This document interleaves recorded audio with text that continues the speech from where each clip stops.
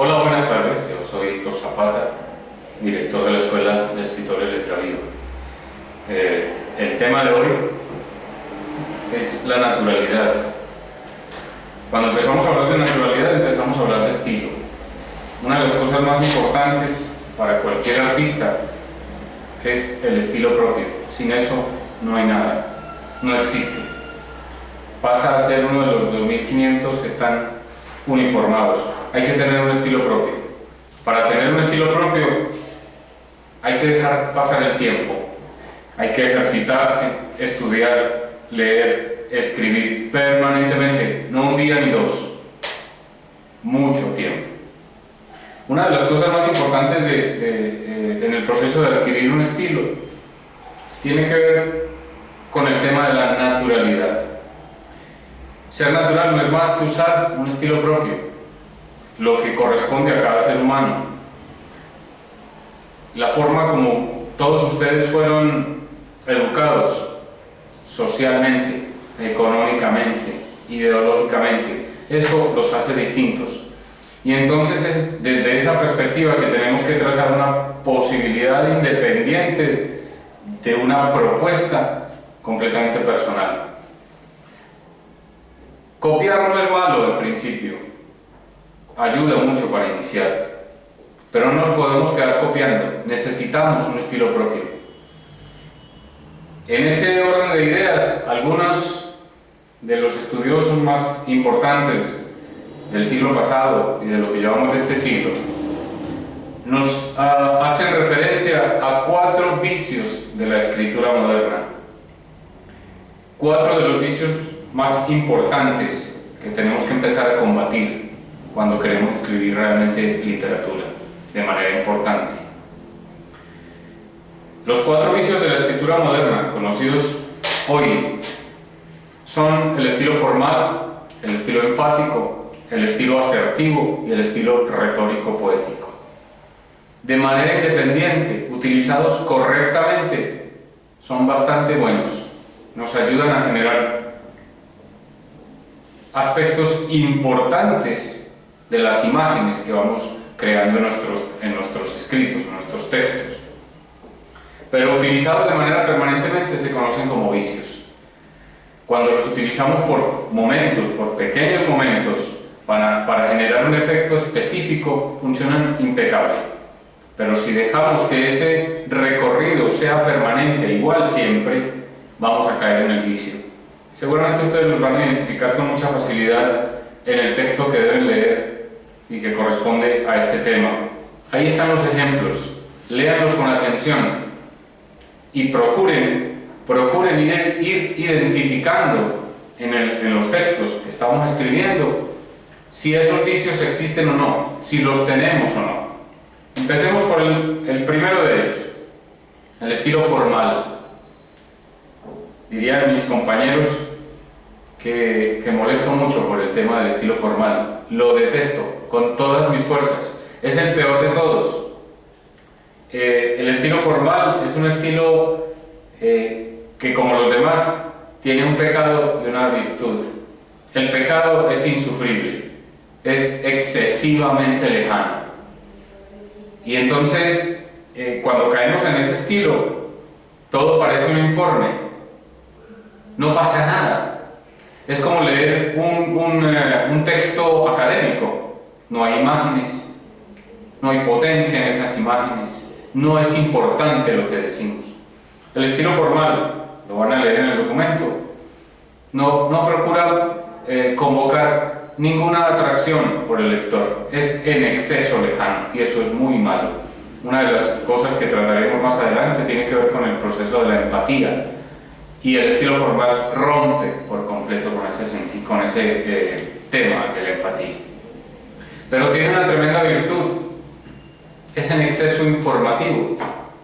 Cuando necesitemos informar con claridad, pues es el estilo formal el que nos va a servir para que hagamos eso con muchísima facilidad. Pero les propongo que no lo utilicen más allá de 2 o 3 líneas cada 300. Ese es mi gusto. Por supuesto, tienen que perseguir un estilo propio, como lo decíamos anteriormente. Después está El otro vicio, el estilo enfático, es por oposición todo lo contrario al estilo formal. Entonces su pecado es que es en exceso cercano.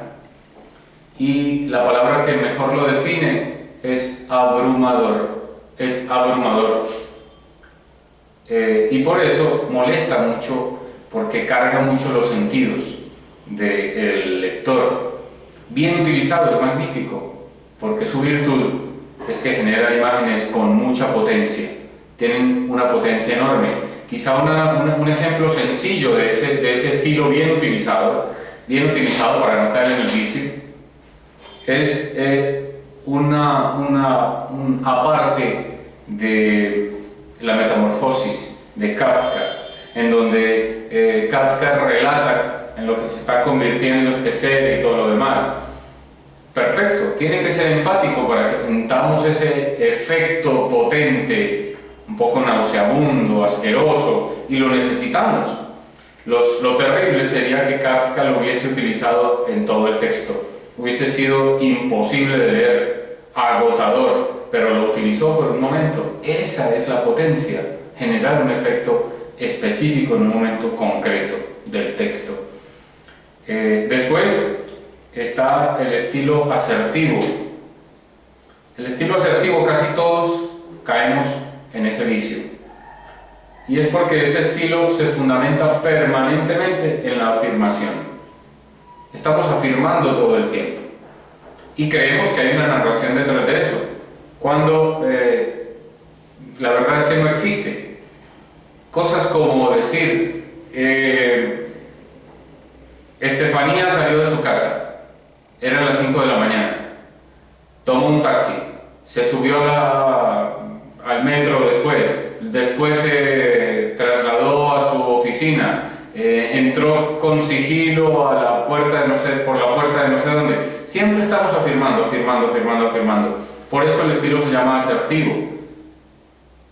Tiene un pecado enorme, es casi carente de emoción, porque claro, ahí no hay nada. No existe más que una afirmación de un hecho, de un suceso, pero tiene una tremenda virtud, y es que describe con facilidad. Cuando tengan que describir, usen el estilo asertivo. Es sensacional, genera un efecto muy específico, muy concreto, y les va a facilitar la generación de las imágenes. El pecado es que es casi carente de emoción. No tiene mucho sentido ese aspecto.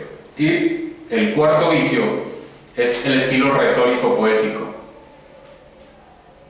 La retórica es un elemento narrativo que vamos a utilizar. Es una de nuestras herramientas más potentes, pero bien utilizada. Pero la retórica poética en la narrativa es un pecado casi capital. Es en exceso una aproximación demasiado inespecífica por la utilización permanente de figuras retóricas de la imagen. Y entonces la imagen termina por perderse y el lector empieza a prestar atención realmente a lo que está tratando de entender y no a la imagen, que es realmente lo que necesitamos. Lean los documentos para que les quede más claro. Ahí están los ejemplos. Pero bueno, ¿cómo evitar los vicios? Porque nos dicen, estos son los vicios, y entonces nos deben decir cómo evitarlos. Y en la última parte del documento que habla de este tema, aparece un elemento que para ustedes y para todos los que queremos escribir es una de las herramientas mayores. En principio, no es tan sencillo tomarle el peso a esta herramienta. Uno le parece que es básicamente elemental, pero no lo es. Con el paso del tiempo se va a convertir en una cosa más importante. Hablaremos de ello en profundidad en el segundo nivel. Y es la herramienta de los modalizadores. Los modalizadores son frases o palabras. Son una cosa muy sencilla en principio, pero que tiene un tremendo efecto en el documento. En el texto final, los modalizadores tienen un efecto importantísimo. Les pido que lean en el documento el texto que habla de ello, que está incluido un ejemplo específico con y sin modalizadores, para que sientan el efecto que empieza a crear.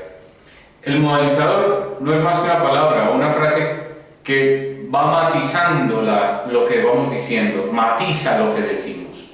Y como matiza lo que decimos, desaparece la máquina. Los seres humanos no hablamos como los 4 estilos que les acabo de mencionar. Los seres humanos hablamos muy distinto a ellos. Y para parecer ello, necesitamos los modalizadores. Además, el modalizador, en su segunda función, lo que hace es subjetivar el tema. Y entonces el narrador aparece vivo, no aparece una máquina. Seguramente todos ustedes han estado frente a una de esas máquinas que ahora tenemos por todas partes. Los dispensadores de los cajeros electrónicos, los aparatos en los parqueaderos, los estacionamientos, no modalizan porque son máquinas. Bienvenido, por favor, saque su tiquete, no olvide pagar antes de salir. No hay modalizadores en ese aspecto porque son máquinas. Nosotros no lo somos y el lector espera una historia, no espera que una máquina se la cuente, espera que un narrador vivo lo lleve por toda la historia. John Gardner, que es uno de mis teóricos favoritos, dice una cosa concreta y que me van a escuchar decirla 1000 veces.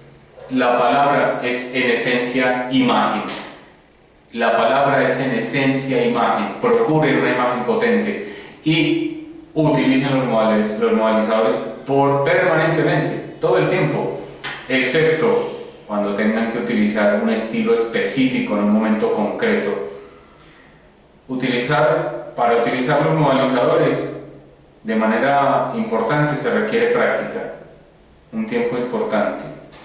Dense la oportunidad para experimentar con la palabra. Busquen modalizadores nuevos. Traten de ubicar la imagen por encima de cualquier cosa, para que el lector vaya en otra cosa que dice John Gardner, que me gusta mucho.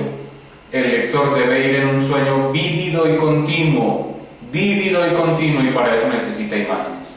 Los invito a que lean de nuevo el documento, para que hagan el ejercicio que está allí y lo podamos revisar en los próximos días y seguir trabajando en ello, para que la modalización nuestra, la de todos los compañeros, empiece a generar historias con potencia, con imágenes importantes. Gracias.